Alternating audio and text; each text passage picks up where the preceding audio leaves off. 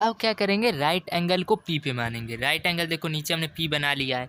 फिर क्या करेंगे, such that D P is equal to 1। D P क्या होना चाहिए, ये लाइन, ये देखो डी और पी, ये लाइन 1 होनी चाहिए। देन बाय पाइथागोरस थ्योरम, इसके बाद पाइथागोरस थ्योरम के अनुसार क्या होगा, ओ डी स्क्वायर, ये जो ये वाला मैंने बताया था, ये वाला जो स्क्वायर होता है, O D square is equal to O P square, base है O P plus D P square, हो जाएगा। तो ये क्या हो जाएगा, √2 स्क्वायर हो जाएगा। √2 स्क्वायर कैसे हो जाएगा, ओ पी स्क्वायर, क्योंकि ओ पी देखो पी पे क्या था, √2 था, तो ओ पी √2 स्क्वायर हो गया, प्लस क्या हो जाएगा, प्लस 1 स्क्वायर। 1 स्क्वायर कैसे, देखो डी पी स्क्वायर क्या था, डी पी को हमने 1 माना था, तो 1 square is equal to 2 square क्या हो जाएगा, 2 इंटू टू, √2 इंटू √2। ये √2 की बात कर रहे हैं, यहाँ सीधे 2 नहीं है, 2 स्क्वायर 4 मत कर देना, √2 स्क्वायर हो तो √2 ही आएगा, क्योंकि देखो जब मैं बता रहा हूँ, √2 इंटू √2 मल्टीप्लाई किया तो क्या आएगा, √2 ही आएगा। तो √2 किया तो 2 + 1, अब देखो √2 इंटू √2 कर दिया, फिर 2 आएगा, तो 2 + 1 इज इक्वल टू 3, तो O D is equal to √3 आ गया आंसर। अब देखो तो पॉइंट को क्या रिप्रेजेंट कर रहा है, पॉइंट क्यू रिप्रेजेंट द, देखो मैं थोड़ा इरेज करता हूँ इसको, हौच पौच हो गया थोड़ा सा,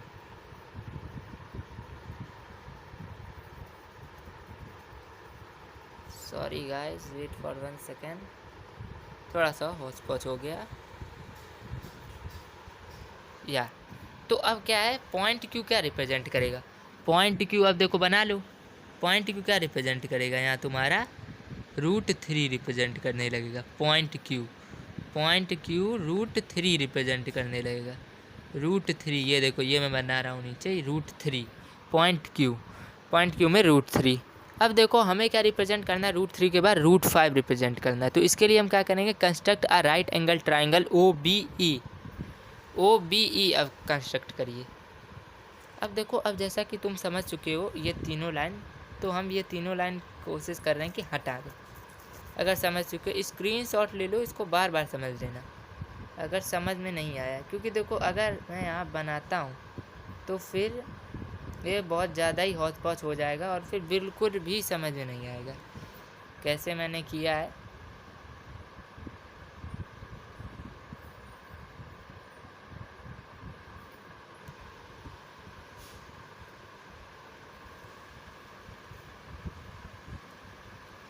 तो देखो अब ये देखो यहाँ पे वही लाइन क्रिएट करते हैं और यहाँ उस तरीके से हौच पौच नहीं करेंगे। -1 -2 यहाँ 3 लिख दो एग्जांपल्स के लिए, यहाँ ओ लिख दिया हमने, यहाँ पे ओ लिख दिया। अब देखो क्या बनाएंगे हम, ओ बी ई बनाएंगे, तो ओ बी यहाँ कर लो बी, यहाँ ई, ओ बी ई यहाँ क्या कर लो, राइट एंगल मान लो, ओ बी बनाया, बी को राइट एंगल मान लिया। अब देखो क्या करेंगे, such that B E is equal to 1, B E क्या होना चाहिए 1, जैसा कि हमने पहले पढ़ा था उसमें भी B E is equal to 1, तो इसमें बी ई 1 होना चाहिए। Then by Pythagoras theorem O E square is equal to O E का स्क्वायर, ये देखो ये पाइथागोरस थ्योरम के अनुसार यही होता है, ओ बी स्क्वायर हो जाएगा बेस का स्क्वायर, ये देखो base O B square plus B E square भी होता है ये चीज़। तो देखो ओ बी स्क्वायर क्या होगा 2 स्क्वायर, ओ बी क्यों होगा 2 स्क्वायर, देखो क्यों, ये देखो बीच में 2 है, 2 यहाँ क्या लिखोगे तुम, 2 भी लिखोगे, तो ओ बी स्क्वायर क्या होगा 2, यहाँ तुम मैंने बताया नहीं 2 लिखोगे, यहाँ पे पहले 2 लिखोगे, तो ओ बी क्या हो गया 2 हो गया तुम्हारा, O B square 2 square plus क्या हो जाएगा प्लस 1 स्क्वायर, 1 स्क्वायर क्यों, देखो बी को क्या माना तुमने 1, तो 1 स्क्वायर, तो 2 स्क्वायर क्या होगा 4 प्लस 1 स्क्वायर 1, 4 + 1 5, तो ओ इज इक्वल टू √5 आ जाएगा तुम्हारा आंसर निकल के, ये चीज़। अब देखो अब क्या लिखोगे, अब तुमने कर दिया पॉइंट आर पे, तो पॉइंट आर पे क्या चला जाएगा √5 तुम्हारा चला जाएगा। मैंने बताया नहीं कि बी पे तुम्हारा 2 था, बी पे नहीं जाएगा ये √5, ये अब जाएगा तुम्हारा, यहाँ एक आर लाइन बनाओगे तब वहाँ तुम्हारा यहाँ पे √5 जाएगा यहाँ पे, तो ये चीज़ तुम्हारी हो गई √5। तो ये इरेशनल नंबर है 3 मिले, 3 इरेशनल नंबर √3 √2 √3 और √5, और भी बहुत सारे इरेशनल नंबर होंगे अगर यहीं पे हम करना चाहें, लेकिन बस इतना ही करेंगे हम। तो देखो इस लाइन को हम क्या कहेंगे, जिस लाइन पे हमने ये बनाया इरेशनल नंबर 1 एंड पॉइंट था कॉरस्पॉन्ड, तो इसको क्या कहेंगे हम, रियल एक्सिस या नंबर लाइन बोलेंगे ये चीज़।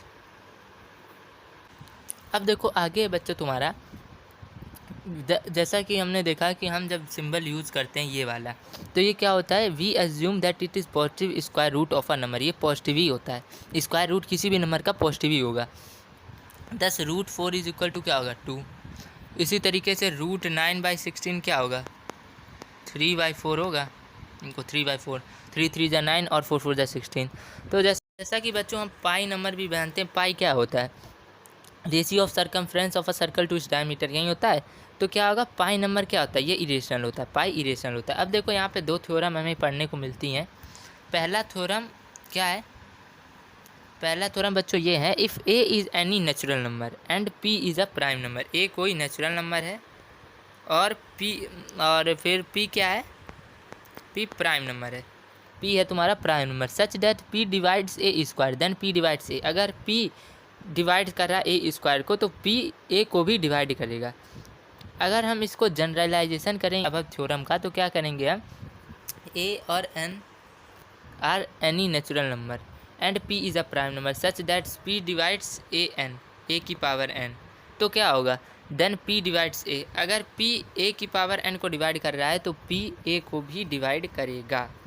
पी मतलब ए के स्क्वायर को डिवाइड कर रहा है कोई प्राइम नंबर, तो वो उस नंबर को भी डिवाइड करेगा जिसका उसने स्क्वायर डिवाइड किया है। ये चीज़ ये थ्योरम बताती है। अब देखो दूसरा थ्योरम क्या है, if A and B are any natural number and p is a prime number, a अगर ए और बी 2 नेचुरल नंबर है and p is a prime number such that p divides a B, then p divides a और b a और p divides b और p divides both. अगर p a और b को divide कर रही हैं तो पी ए को भी डिवाइड कर सकती है अकेले, बी को भी अकेले डिवाइड कर सकती है और ए और बी दोनों को एक साथ भी डिवाइड कर सकती है ये चीज़। अब देखो जैसा कि हमने इन नंबर्स को प्रूव किया था √2, √3, √5, तो इसमें क्या किया था हमने, we said use theorems 1 and 2 stated above, दोनों ही थ्योरम ऊपर वाले यूज़ कर सकते हैं हम। अब देखो कुछ एग्जांपल्स ले लो यहाँ इरेशनल नंबर हमें प्रूव करने के। तो देखो जैसे कि हम ले लेते हैं, so that 1/√2 is an irrational number. 1/√2 irrational number कैसे होगा, तो देखो इरेशनल नंबर कैसे होगा, ये देख दो 1/√2। देखो अगर हम 1/√2 को रेशनल नंबर मान ले, 1/√2 को रेशनल नंबर, तो क्या होगा, then 1/√2 is equal to p/q हो जाएगा, p/q हो जाएगा। तो क्या करेंगे, p और q are integers and q belong to 0 and p and q have no common factors, यही तो था रेशनल नंबर से, ये हमने पढ़ा था। तो क्या करेंगे हम इसको कर लेंगे 1/2 is equal to p square upon q square is equal to q square. देखो q square p square upon q square किया तो q स्क्वायर क्या हो जाएगा, q square is equal to 2p square, 2p square q square is equal to 2p square, ये हो जाएगा। तो देखो जैसा कि एज 2 डिवाइड्स 2p स्क्वायर, 2 ने जैसा कि 2p स्क्वायर को डिवाइड किया, सो 2 divides q square but 2 is prime, 2 prime है, 2 डिवाइड्स q स्क्वायर को भी 2 डिवाइड कर सकता था लेकिन 2 प्राइम है, तो क्या होगा 2 डिवाइड्स q, 2 ने किसको डिवाइड किया, q को डिवाइड किया, 2 ने q को डिवाइड किया, q is equal to 2m where m is an integer.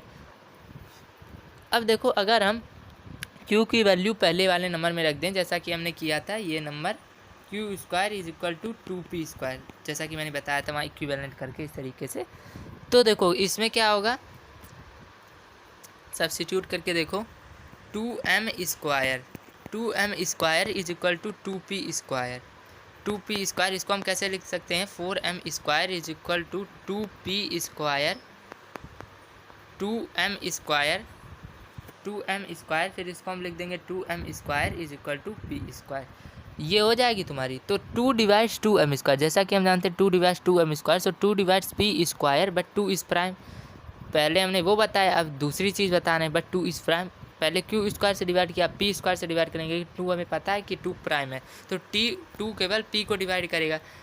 तो उसी तरीके से कर दो। ये क्या हमें बताता है कि P and Q have no common factors except 1, hence 1/√2 is not a rational number. So we conclude that 1/√2 is a irrational number. अब देखो आगे बढ़ते हैं।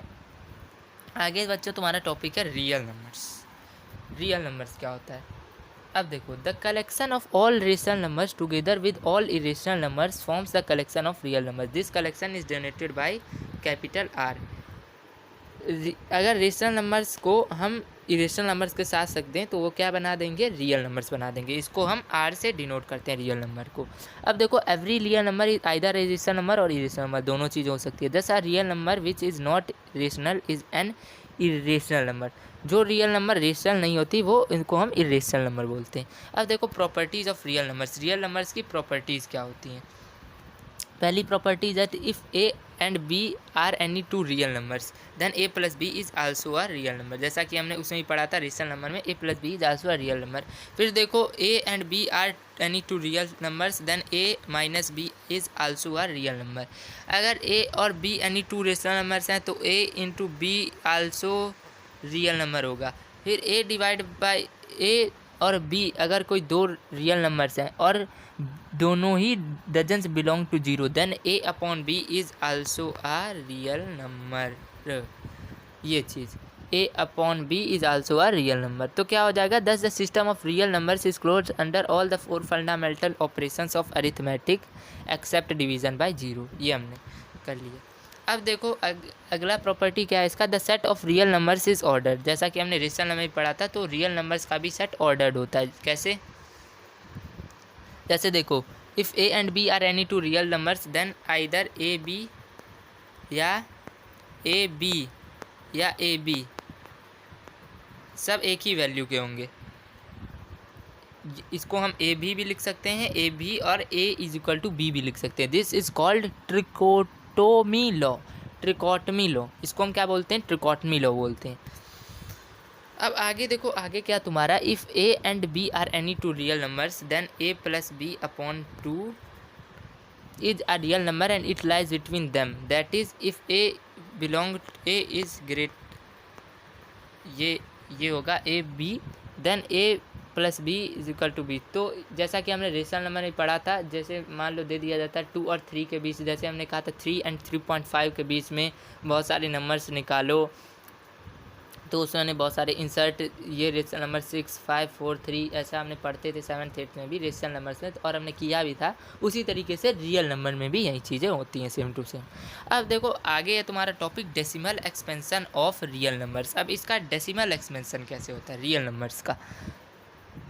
तो अब देखो, नंबर्स का एक्सपेंशन करते हैं और क्या देखते हैं कि क्या हम इन एक्सपेंशन से डिस्टिंग्विश कर सकते हैं between rational and irrational numbers के बीच। ये जो डेसिमल एक्सपेंशन है इससे, जैसा कि हमें पता है कि हमें रेशनल नंबर ज़्यादा पता है, रेशनल नंबर हम पढ़ चुके हैं पिछले क्लासेस में भी, तो हमें रेशनल नंबर्स के बारे में ज़्यादा पता है as compare to irrational numbers. तो पहले हम क्या करेंगे, इसको रेशनल नंबर्स के साथ ही देखेंगे, डेसिमल एक्सपेंशन रेशनल नंबर्स के साथ देखेंगे। तो देखो देखते हैं फिर।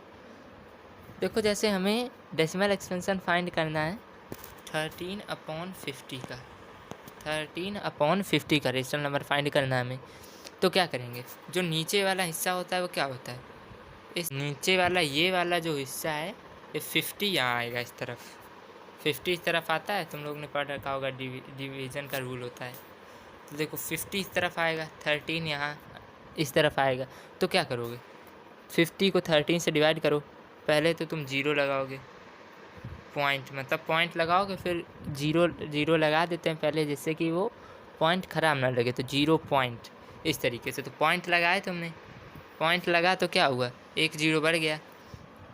अब देखो 52 जा 100 होगा, 53 जा कितना हो जाएगा 150, तो 52 जा 100 करोगे कितना हुआ 30 हुआ, 30 बचा। अब इसके आगे क्या लगाया तुमने, जीरो लगा दिया है, तो क्या हो गया 56 जा 300 होता है, 56 जा 300। अब 300 इंटू 300 क्या हो जाएगा, कट हो जाएगा, तो जीरो रिमाइंडर बचा है, रिमाइंडर क्या हो गया जीरो।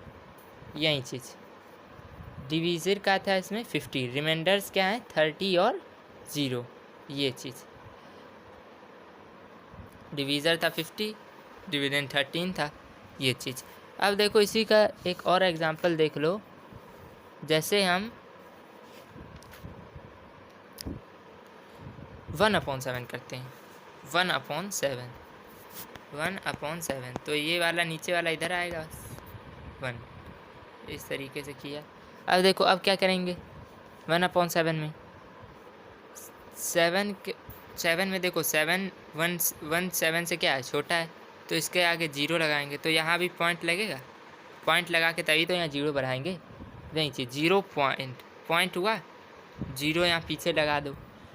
फिर क्या लिखोगे 7 1 जा 7 होता है, 7 2 जा 14 वो ज़्यादा होगा, 7 1 जा 7, तो देखो 7 यहाँ कर दो, 7 किया, फिर क्या बचा 3 बचा, इसमें 3 बचा तो फिर इसके आगे 0 लगा दो, एक 0 लगा दोगे क्योंकि 3 छोटा। अब यहाँ क्या लिखोगे 7 4 जा 28 लिखा। अब कितना बचा रिमाइंडर 2 बचा, थोड़ा ये गाइस इरेज करना पड़ेगा। अब देखो यहाँ हम 28 से आगे बढ़ेंगे, डिवीज़न करेंगे, तो देखो क्या था 7 तुम्हारा ये है,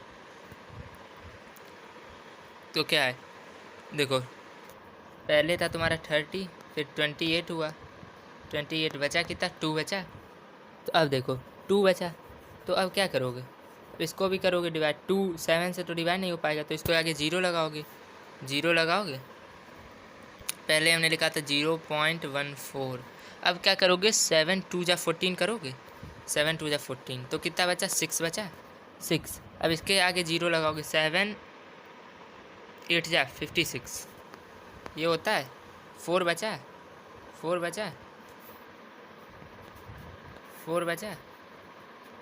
0.1428, तो क्या करोगे इसके आगे भी 0 लगाओगे, 7 5 जा 35 ये 40 ये 0 लगा के, तो 5, अब बचा कितना 40 में 35 तो 5 बचा, तो अब देखो 5 के आगे भी 51 लगा, मतलब 50 लगा दो, 0 लगा दो, 7 7 जा 49 होता है, अब बचा कितना 1, रिमाइंडर कितना बच गया 1, वही चीज़ रिपीट हो गई, फिर से 1 रिपीट हो गया। तो रिमाइंडर्स क्या कौन कौन से हुए 3 2 6 4 और 5 1, पहले 30 किया था, फिर 20 किया था हमने, फिर 60 किया था, एक लगा के 0 बढ़ा के, फिर इसी तरीके से देखो 3 2 6 4 और फिर 5 फिर 1, डिवीज़र कितना था 7, यही चीज़। अब देखो इन सब डिवीजन्स में हमने ऑब्जर्व क्या किया, तो देखो पहला क्या था हमने ऑल केसेस सभी केसेस में देखा, ये जो 2 केसेस मैंने बताया इसमें तुमने क्या देखा रिमाइंडर क्या था डिवीज़र से स्मॉल सा, डिवीज़र कौन सा होता है इस तरफ का होता है, जैसे 7/1 में आता था, तो 1 छोटा है 7 से, तो ये चीज़, तो इसमें क्या था रिमाइंडर डिवीज़र से हर बार छोटा था। फिर क्या था देखो the remainders either become 0 after a certain stage और स्टार्ट रिपीटिंग, कुछ में 0 बन जा रहा था, जैसे 13/50 में किया तो 0 आ गया, लेकिन इसमें क्या था 7/1 में फिर से 1 ही आ गया था, और फिर आगे करते तो फिर वही चीज़ आती, 0 आता ही नहीं, तो ये चीज़। फिर देखो फिर क्या था the number of items in the repeating chain of remainders is less than the divisor. अब देखो number of items in the repeating chain of remainders, देखो 7/1 किया था तो क्या क्या आया था, पहले तो 3 आया था, फिर मैंने 30 लगा दिया, तो उसमें फिर क्या आया था 20 आया था, उसमें मतलब 2 आया था, फिर 20 हमने लगा दिया था, फिर क्या आया था 6 आया था, तो फिर 60 कर दिया था उसको, फिर इसी तरीके से 4 आया था तो 40 कर दिया था, 5 आया था तो 50 कर दिया था, तो ये क्या है सारे 3 2 6 4 5 1 सारे 7 से छोटे हैं इस नंबर से, तो ये चीज़ भी हमने देखी। अब देखो अब क्या है आगे,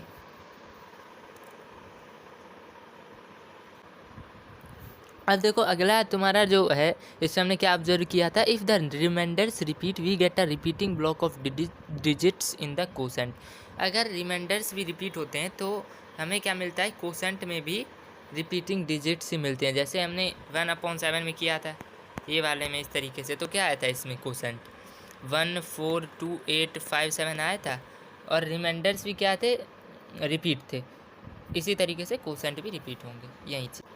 अब देखो हमने जो दो नंबर्स लिए, कौन कौन सा, 13/50 पहले लिया था, फिर क्या लिया,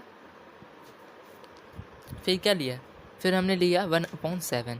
तो देखो हमने इन दोनों में क्या ऑब्ज़र्व किया कि 13/50 में जो था, इसमें इस तरीके से हमने किया था, 13 इस तरीके से किया था, तो यहाँ रिमाइंडर क्या आ गया था, 0 आ गया था। लेकिन जो हमने ये 1/7 किया, इस तरीके से किया था, तो इसमें क्या आया, इसमें 0 आया, इसमें आखिरी में भी 1 ही आया, 0 नहीं आया।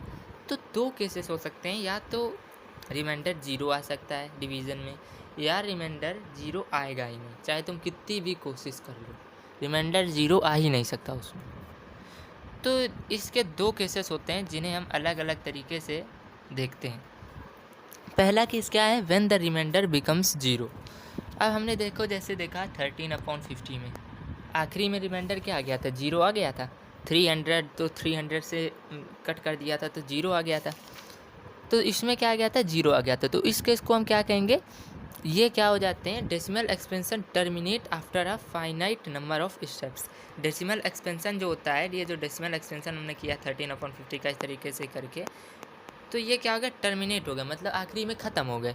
तो इसे क्या कहेंगे हम, टर्मिनेटिंग डेसिमल नंबर्स, इसे हम कहेंगे टर्मिनेटिंग डेसिमल नंबर्स। तो 0.26 हमने किया था, जब ये हमने इस तरीके से 50/13 किया था तो 0.26 आया था क्वोशेंट। तो ये क्या हो गया, 0.26, ये तुम्हारा टर्मिनेटिंग डेसिमल नंबर हो गया।